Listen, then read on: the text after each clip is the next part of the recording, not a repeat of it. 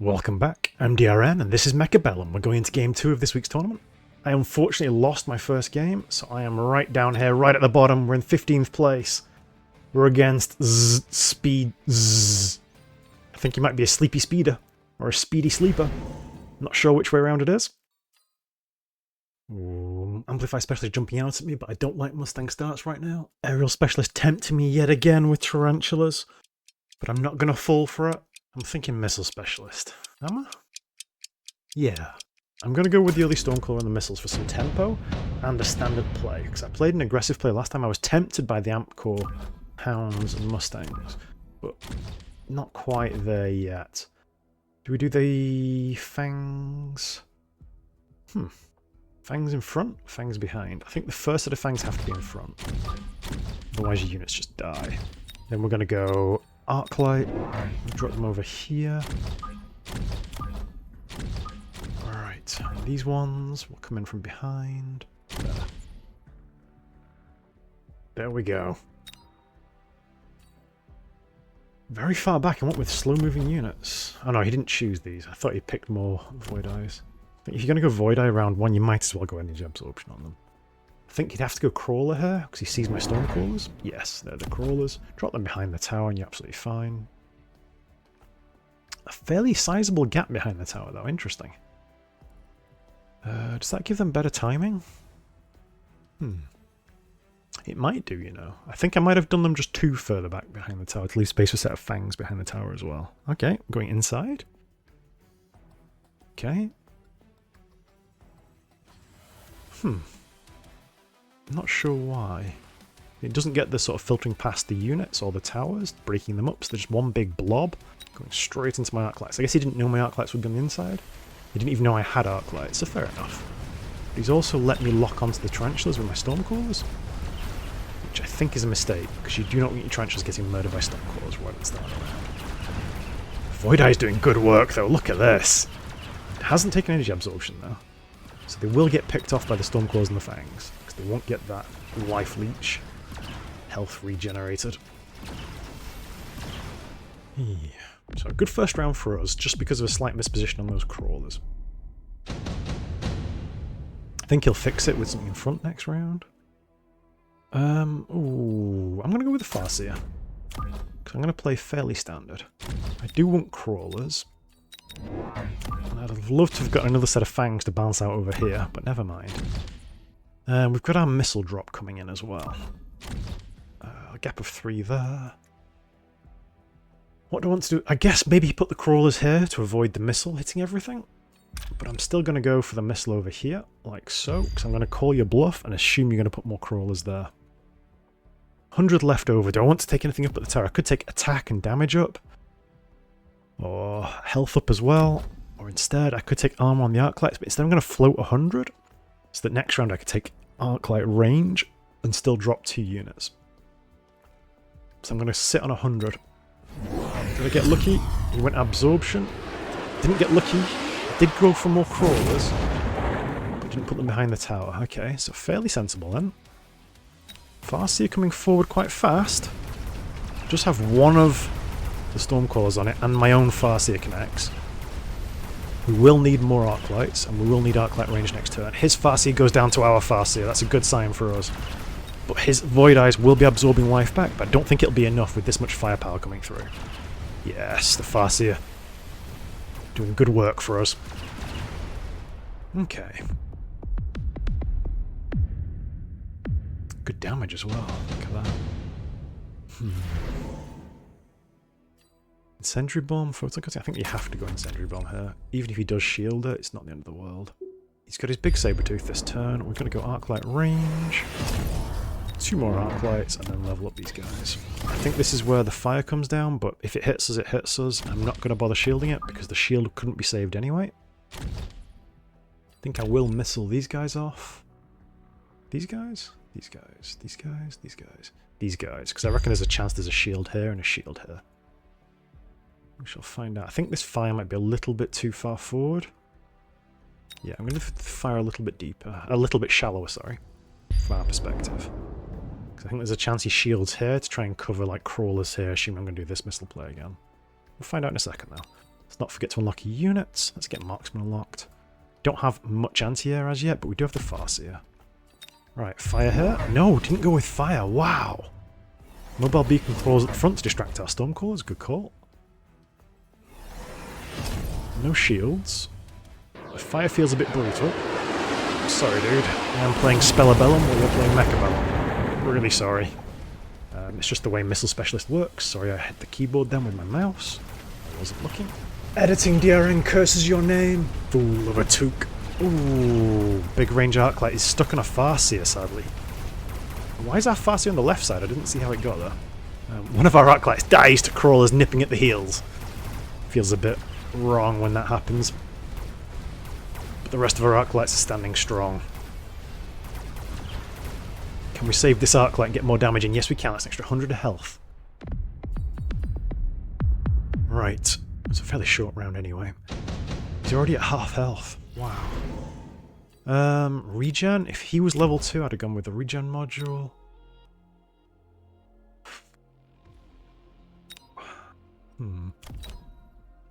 Photon. Nano repair. Steel ball. Improved sledge. I'm going to go with the nano repair on our Farseer. Just for now, because it's our highest HP unit. I can always sell him and move it across later on. Leveling up our Arclights. I'm going to go with some Fangs at the back here, just because we feel a little bit open. I thought I saw an arrow going leftways for a second then. I thought that might be a flank, but Editing DRN confirms. Weird bug has been discovered. We do have an arrow going to an imaginary backwards unit. Okay. So if he's gone regen as well, he's going to Assault Fortress. Wow. So there's a good chance he goes regen Fortress this turn. So I'm going to call his bluff, or not call his bluff, I'm going to preempt him by going AP on the Stormcallers and getting a third set of Stormcallers straight away. Even though in the centre doesn't feel great with these distraction crawlers in place, I think there's a chance that we have Fortress, Fortress, Fortress as the final plays. Could do with a bit more chaff on the outsides as well. We did get some more Fangs this time though. Expecting Fortress. I'm going to get Steel Ball unlocked. Nope, no Fortress. We've got Anti-Missile Mustangs. Good call. That's teaming me up for playing Mustangs of my own though. Didn't go with the absorption, with the regen module. Or if he did, I don't see it. He may have just locked in before we got to see it. Arclight's doing a better job this time picking off the side crawlers. I feel like we could do with some late crawlers ourselves. Mustang's sitting back for quite a while, not overlapping the Saberteeth, so they're getting to shoot down missiles all around long. We did lose our Farseer, which is a bit annoying. I guess the Sabertooth is a good answer to it. Just have a nice little box here, a nice little kill team. Can we kill off any part of it, or is it going to stay grouped together the entire round? It's going to take that tower in a single shot with the mighty Sabertooth. The mammoth tank, but it dies! The Stormcallers, despite the Mustang shooting down the missiles. Wow. Okay, so doing okay. Did he loan? No, he didn't. So we're chipping away. We did lose the Farseer. It won't have gotten its level then. So I think we need to switch things up. Grab Tarantula and Scorpion and Scorpion. I get those two mixed up all the time because they've both got 6 legs. No, they don't. I tell a complete lie. Tarantula only has 4 legs. Yeah. We've got a missile drop. We could do some more late crawlers, but I could just do mass Scorpion with range. He's gone Steel Ball production line, so he really is threatening going Fortress. I think I do go Mass Scorp. And we go range on our Scorps. I think I'm going to pull him back a tiny bit, because I think he's a bit too far forward. The question is, which one gets the regen module? I'm going to say this one over here will be our last remaining survivor. Because this side has got the Sabertooth with level 2 on it. We're going to use our missile to pick off these guys. It's a bit obvious though, isn't it? Yeah, I'm going to pick off these guys instead. Because there's a strong chance of shields there. And we've got 300 left over. I think we should definitely get some more chaff over this side. And then 150. Let's oil here as well. Just slow everything down so our scorpions can do a bit more work for us. And I think I will lone range and damage up. Just a little bit nervous about forts. There's the first fort, and there's wasps. Good call. I don't have much anti, I just got fangs. Will the fangs be enough? Probably not. We'll find out. If we can keep our chaff alive. Scorpion's taking chunks out of his army. Bite-sized pieces nipped away. Right, fangs coming through as the level 2 wasp. Level 2 wasps are big, though. Can we get them stuck in our scorps? Yes, we can. I think we're doing okay here. We just need a few fangs to survive and clean up these wasps. Go on, lads. I think that's good. I think that's GG. Maybe I'm being too cocky. I've taken his tower. Stormcaller takes the other. Oh, sorry, Scorpion takes the other, and that must be GG. Sorry, dude.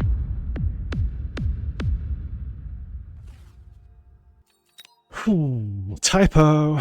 There's always a typo. I liked his wasp pick there. That was really nice. Not sure. Anti-Mustang. Well, not sure if anti-missile Mustang. Sorry. Let him win one round. I think he was caught by the temptation of the fortress, and I was very fortunate that Bearlight gave us the Scorpions, which are a really solid answer to forts. I think forts are a little bit weak right now, with their only saving grace being how cheap Elite Marksman is. That only really works or pays off if you can get the forts to the late game and get lots of levels on them. I think we made the right place selling the Farseer. I don't think he was making good use of the regen module, but we were almost punished by the wasp being picked up on the turn where we sold the Farseer. Glad we had the late fangs to catch the air. It's kind of a reinforcement for how important these late fangs are. They're just useful for mopping up, leftover phoenixes, leftover wasps like you saw there. So the opponent doesn't get a free round win. He never really got his feet under him. He never really got going. I think the Sabertooth arrived a bit too late, and then he was kind of all over the place. He had Farseers, Saberteeth, Tarantulas, and Fortress, all contesting for those ground techs in the ground space. I think pick 2, not 4. Pick 2 units and go with them. Have one as chaff clear and one as carry. I think probably sell the Farseer if I'm not showing any air units. I don't think you need it, particularly when you've got the Mustangs as well. I liked the Steel Ball production line pickup. It's a strong item on a giant, but there's a time and a place, and when you're struggling, it might not be the time to go for it. It's a bit too greedy. Didn't loan, didn't take range. Maybe I was greedy to loan and take range, but I think we had a good opportunity for closing the game out, and I think it was the right time to take it. We had a little bit of money left over, so the oil helped. Oil's really good for slowing units down and bunching them up, which is really nice for splash units like Stormcallers and Scorpions. Even Arclights get a good benefit from it as well. So don't sleep on how powerful oil is. It's only 150 from the tower, and the earlier you use it, the better the chances you'll get a second drop of it, because it's got a 3-round cooldown, so I get it back on round 8. There's a good chance this game goes to round 8. If we start losing and he starts winning, oh no, disaster, but thank goodness we've got our oil again. We can still use it. We can still ignite it maybe and kill off some Mustangs. And it lasts 2 rounds on the board, so it's still useful for a lot of turns. Anyway, I'm talking too much, sorry. Right, let's see how we're doing in the tournament. Let's go watch someone else. See if we can follow Druski's tournament path. Is Druski skilled playing? Yes, he is. Let's watch. Wish I had a faster computer. Let's load in faster. Here we go. Stormcaller coming down. Stormcaller? Storms coming down from both players. Druski loses this round. We know that because he had 2,000 health here and 1,000 on the scoreboard. DW87330 is training specialist with extended range phoenixes.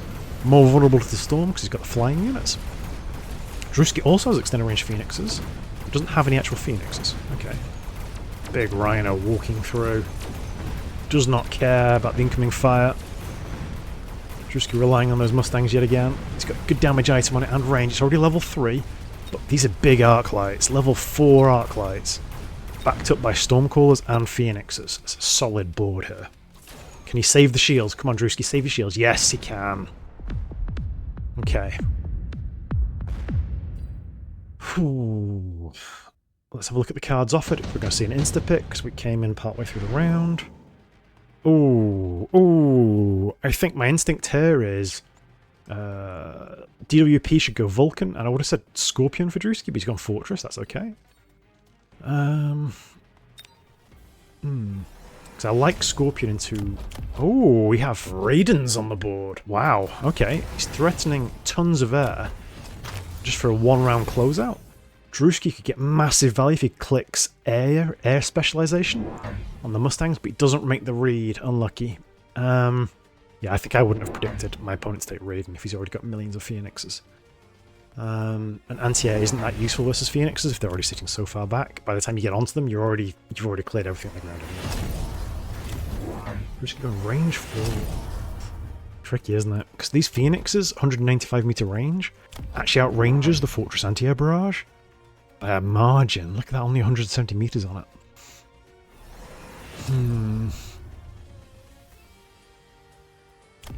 Yeah, I think this is going to be a straight win for the Raidens.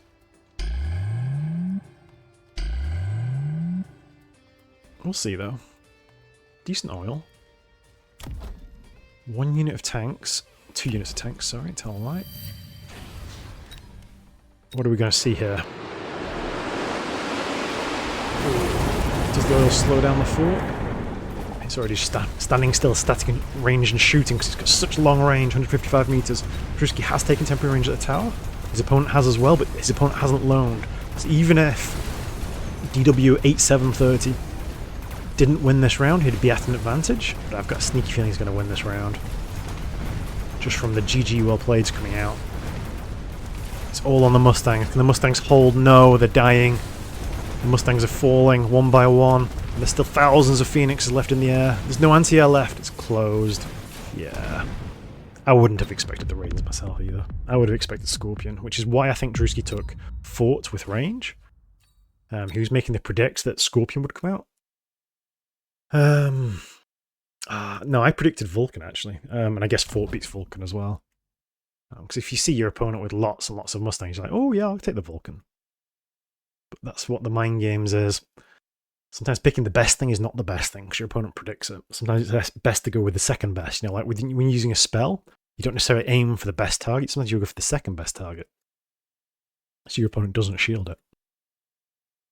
Ooh, tricky one. Wheels within wheels. Aw, it's a shame Druski lost. But on the bright side, there's a chance we get to play Druski because we're both 1-1. That'd be fun. Right, let's see who's still playing.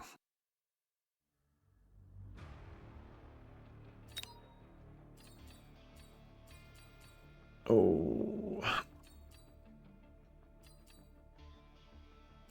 Current tournament. Oh, our opponent from the first round is still playing. Let's go and show some support. I want him to win it so I get all the minor points and get a better medal. Pure selfishness. Selfishness? Selfishness. Yeah. Right. Here we are. Guess who's back versus Phalanx, our opponent from the first round. I've just realised how that name sounds suspiciously like an anatomical name for a member of male anatomy. Yes. Oh well. Glad I didn't notice while we were playing. Oh, I can't get to support. GG's coming out yet again, spoiling the game. I think the chat should be delayed for spectators to line up with how it's gone through the game so that we don't get spoiled, because it's kind of a shame that we always get spoiled who won the game. I can pretend, oh yeah, maybe there's a chance, guess who's back? Did 3,500 damage in a single turn because of all these giants, but the odds are, no he didn't. Again, we've got late Mustangs. No range, no techs on them. Lots of levels though. I'm surprised, I would have got range on those. But I guess there were other priorities along the way. Range double shot saber teeth, interesting.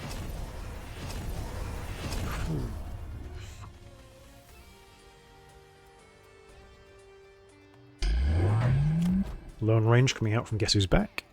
Lone range coming out from Phalanx as well. You realise it's late game, round 9, you kind of have to take it. Got ranged Arclight.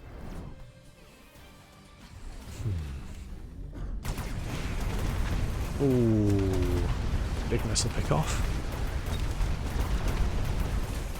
And the downside of taking energy absorption on the Void Eyes is it means that the EMP armor costs 500, so it's kind of hard to justify, even in the late game, unless you get to the very, very late game where you get like 2,000 money to spend a turn. And sometimes the EMP armor is the most useful thing the Void Eyes can do for you. Turning off the range on a Vulcan is huge. Look at their Saber-Teeth pounding forward. Double cannons, punishing everything. I took range off my Saber-Teeth to put secondary guns on them. This is kind of inspiring me to play.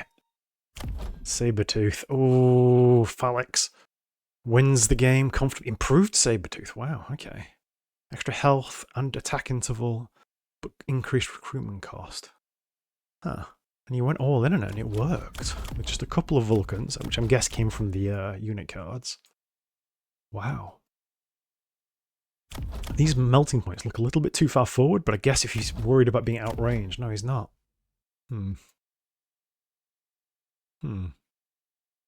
Did get high levels in these melting points though, so they must have done some work. No, only 50. This melting point only showed. No, the damage numbers aren't correct because I only arrived for these last 2 rounds, so that's the only rounds the game will have tracked for us.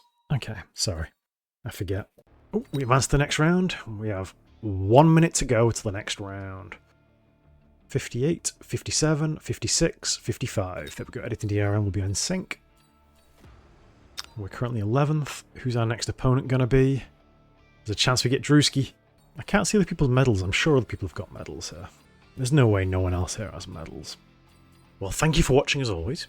Let me know what you think about me spectating other people's games, if our game is a short, quick one. I try and focus on my friends and players I know, or my past opponents where possible. And as editing DRN, I'm not sure if it's worth keeping these in, so I'd love your thoughts on this matter. Thank you very much. Have a great day, and I'll see you tomorrow for the next round.